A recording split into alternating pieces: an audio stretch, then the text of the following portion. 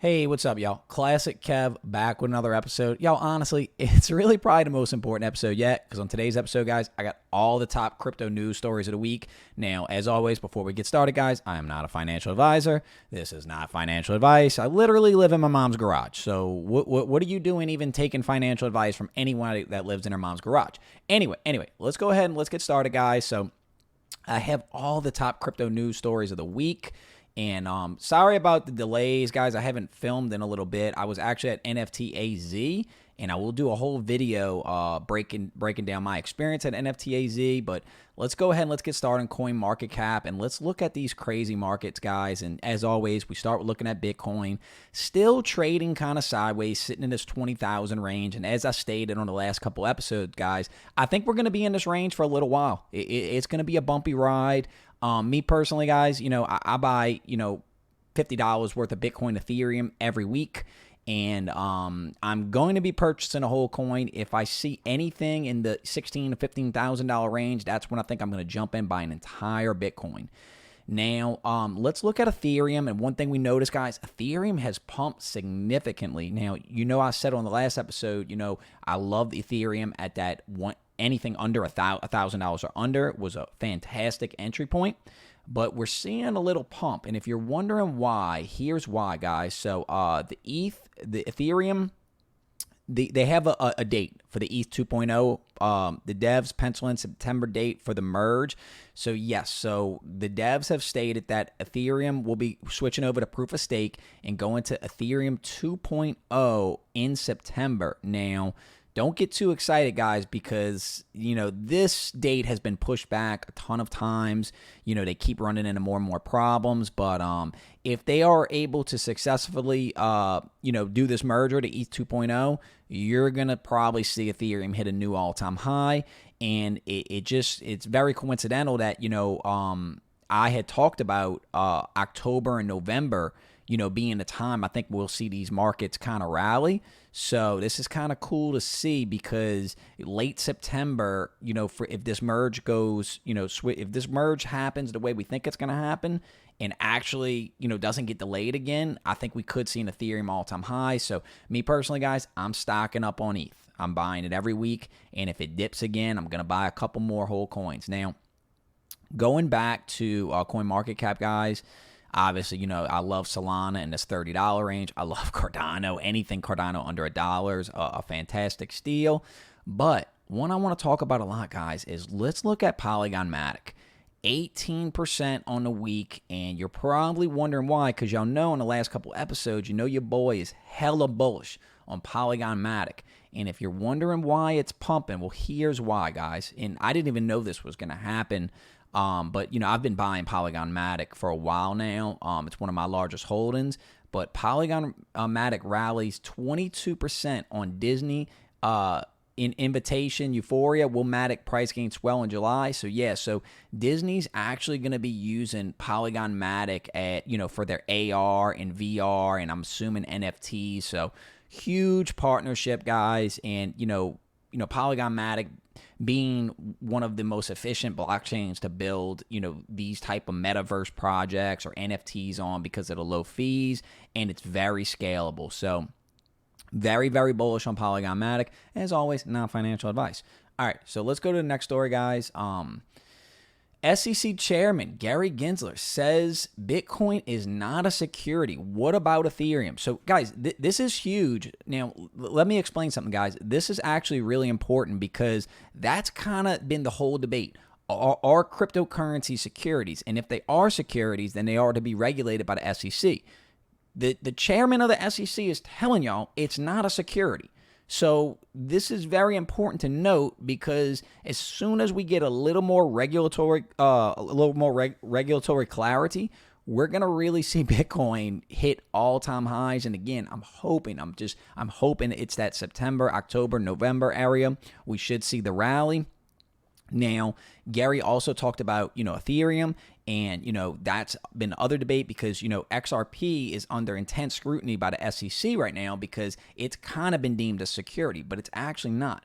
And, what makes Ethereum or Bitcoin not a security and XRP a security? It really doesn't make much sense to me, guys, because what they've stated in the past, that the reason why Ethereum is not a security is because Ethereum has smart contract and it has function. It's programmable money. So by having the utility that Ethereum offers through their smart contracts, that's what's kind of protected it from not being a security. So hopefully the SEC, we get a little more clarity on that and we can really watch these markets take off. So I'm super excited, guys, because every day it's more and more bullish news. So now look, guys, this is also what Gary Gensler said, SEC Chairman Gary Gensler. Crypto lenders are offering yields that are too good to be true. And guys, shame on me because, in the past, I've had money on Voyager. I've had money on BlockFi, and I kind of did fall into this trap of, these high yields that really aren't sustainable. And, it's kind of like a euphoric kind of feeling to get that type of return on your money, considering traditional banks don't offer us anything. Now, what is difference between, the traditional banks and a fractional reserve banking system is that when you put your money in a bank, they're lending it out, 10 times, 100 times to what they have. It's just numbers on a screen. So as long as they continue to do that and we continue to play by this scheme, then there's really no accountability. So, these markets are so young, and to offer these kind of yields is not sustainable, especially when we see the collapse in price. Now, again, guys, I don't think this collapse was really normal. You had the Three Arrows Capital, you had the Voyager, the Celsius, and it was just so many events cascading into this pandemonium that's happening in the crypto markets. Now, the fact that the markets are still, stable kind of right now is very bullish with all the bad news and all the craziness that's happened so quick. So again, guys, I'm still super bullish, and in the future, guys, I'm not really going to be, I'm actually going to be taking a lot of my crypto off of exchanges and storing it on a ledger. So I'll do videos on how to do all that in the future, guys. As always, not financial advice. All right. So let's go to the next article, guys. Check this out. Warren Buffett and Charlie Munger are wrong about crypto, Kevin O'Leary says. So, yeah, guys. So, Charlie Munger and Warren Buffett, they've been very, very vocal about against crypto and Bitcoin, especially. Now, what I want to note is, guys, do you think that these two men are really that educated on what cryptocurrencies are and how blockchain works? And something else to note, guys, look this up for yourself that, check this out. Mr. Wonderful does not agree with Warren Buffett and Charlie Munger, who describes crypto as rat poison or an open sewer run by bad actors. Well, that doesn't even make sense because Bitcoin isn't run by anyone. It's decentralized. There's no president. There's no CEO. So this doesn't even make sense. On top of that, Warren Buffett and Charlie actually invested in a Bitcoin bank. But they don't tell you that. Now, I don't know what their intentions are and why they seem to be misleading people. But let me show you a prime example of what I'm talking about when I say that these people are misleading investors. Now, check this out.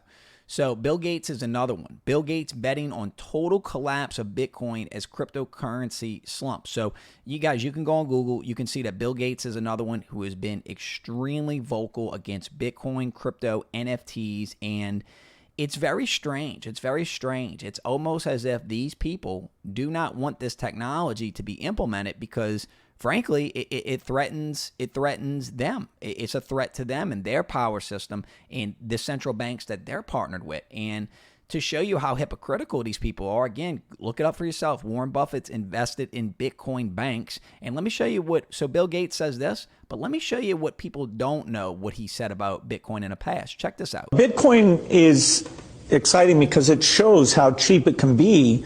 Bitcoin is better than currency in that you don't have to be physically in the same place. And of course, for large transactions, currency can get pretty inconvenient. The customers we're talking about aren't trying to be anonymous. They're willing to be known. So the Bitcoin technology is key, and you could add to it, or you could build a similar technology where there's enough attribution that people feel comfortable. This has nothing to do with terrorism or any type of money laundering. Bitcoin. All right, so you guys heard it from the horse's mouth. The technology is amazing. It has nothing to do with terrorism or money laundering. So it's like, why are they saying this on one hand, but on the other hand, they're saying things completely against Bitcoin crypto? Frankly, guys, I think they want to buy it all for themselves. I think that they want them and their buddies to buy it all, so they put out as much FUD as they can against these assets, because I think they just want to buy it all for themselves. I don't know. What other reason could there? I mean, I'm showing you their exact words and how vocal they are against it. But then when you look at older material of what, that video, I believe, is older, what Bill Gates originally said. And I think when he realized how fundamentally societal change on this technology is, and how this technology actually puts the power into the individual's hands and gives individuals self-sovereignty against, the financial banking system, and allows money to be, have no intermediaries in money. And they don't want this. The powers that be do not want this. So again, guys, this is their exact words. I don't need to put this in any type of context. That's why I play their video clips, and look it up for yourself. You can go on Google and see. If you type in Bill Gates Bitcoin, you're going to see 100 news stories of him, talking bad about it. But then look at this. So why would he be this contradictory? And, I can only speculate, but my speculation is they want to buy it all for themselves, and they don't want you having it, because if everybody has it and everybody's wealthy, well, we won't need them anymore. Now, will we? Bitcoin is... So let's go to the next story, guys. So Hyosung America makes Bitcoin purchasing app available for 175,000 ATMs. So as you guys know, I own an ATM business. And, Hyosung, I believe, is the largest manufacturer of ATMs. They make really good ATM machines. And they're adding some apps where, individuals can buy Bitcoin through these ATMs. Now, even though I own ATMs, I'm going to tell you right now, I have some apps installed where you could buy Bitcoin from my ATMs. I actually used to make a decent amount of money on it, but, with the price of Bitcoin going up so much, people haven't really been using, that service as often. And I will state, guys, do not buy Bitcoin off an ATM. The fees are ridiculous. And all you're doing is making somebody like me rich, and the middlemen rich. Again, guys, do not buy Bitcoin from an ATM. But I just wanted to show this article because it is super bullish, because there are a lot of people that don't know how to buy Bitcoin, and maybe the ATM is their only way of doing it. So super, super bullish for the industry as a whole. Let's go to the next story, guys. This is an interesting story, guys. So Putin signs law prohibiting payments with digital assets in Russia. Guys, I have no idea why he's doing this. Now, as y'all know, there's a huge geopolitical issue going on with Russia and Ukraine, and things are really heating up. And with all the sanctions going against Russia, they're trying to find any way they can to circumvent the dollar and not have to utilize the SWIFT banking system or utilize the U.S. dollar. They want to just trade in different currencies. So you would think that Bitcoin crypto would be, the main way they transact. So it's definitely very interesting seeing Putin come out and say that. So I don't really know what his angle is here, guys. So if I find any more information, I will let you know. But I will say that this kind of surprised me, because what I kind of predicted is that Putin would actually start trading oil in Bitcoin and kind of utilize Bitcoin as a new world reserve currency. Because if you think about it, Bitcoin would be the fairest world reserve currency. Why should the dollar be stronger than anybody else's currency? Why should where you're born dictate how strong your currency is? I mean, if you work an 8-hour day, you should be paid the same amount as anybody in any country. Wouldn't that be fair? That's what Bitcoin provides, the ability for people to have a currency that can't be destroyed by inflation, the ability to have a currency that can't be, manipulated or frozen by bad actors. So definitely very interesting to see Putin state this, and we'll definitely cover this because I wonder what his angle is. I'm really not sure. Anyway, so let's go to the next story, guys. how cryptocurrencies are being adopted in Africa. Here are 4 real world use cases. So yeah, guys, so crypto's being adopted all over the world. And what I notice is the places that are adopting it the most are the places that have the worst currencies and are dealing with, the most inflation, because, it's just not fair that, if you live in a country with super high inflation and that, let's say you save up $20,000 in a year, but because of inflation, your $20,000 is now worth $10,000. It's not fair. So, these different countries are finding a way out, and Bitcoin is their life raft out. All right, so let's go to the next story, guys. The Sandbox partners with Tony Hawk and Autograph to create the world's biggest skate park in the metaverse. Yes, so, and I know you're probably wondering, check out this video, guys. I know you're probably wondering, like, hey, why is this important to me? I'm not invested in Sandbox. Well, guys, I bought land in Sandbox, and I'm not really a gamer, but, just looking at what the Sandbox team is doing and the amount of partnerships, I'm very, very bullish on this project. I think it's one of the more developed metaverses, and I think it's one of the more practical metaverses that could be adopted because of all the different, like, guys, look how fun this looks. I mean, this reminds me of playing Tony Hawk's Pro Skater, when I was younger. I mean, this is really going to be, and it's not just Tony Hawk that's partnering with this, guys. Atari is partnering with Roller Coaster Tycoon, The Walking Dead. So, I'm going to be looking at acquiring more land in Sandbox. So this is just a really, really bullish news, because I think this is a huge partnership. And again, guys, this is just one of many partnerships for Sandbox. So super bullish on Sandbox. All right. And check out this last story, guys. So the Wolf of Wall Street says he was wrong about Bitcoin. I really hated crypto. So yeah, guys. So that's one thing you're going to notice as time goes on. People that were, very cynical and critical of Bitcoin, when they start to actually understand the technology, they start to come around and realize that not only is this technology, this money for the people, but the amount of things that, that crypto, not just Bitcoin, but crypto as a whole solves. I mean, it just solves so many issues for us, and it's so much, especially with Ethereum, there's so much functionality that we can create with these smart contracts. So it's just new technology, guys. Just like when the internet came out, it's going to take people a little while to understand the technology fully.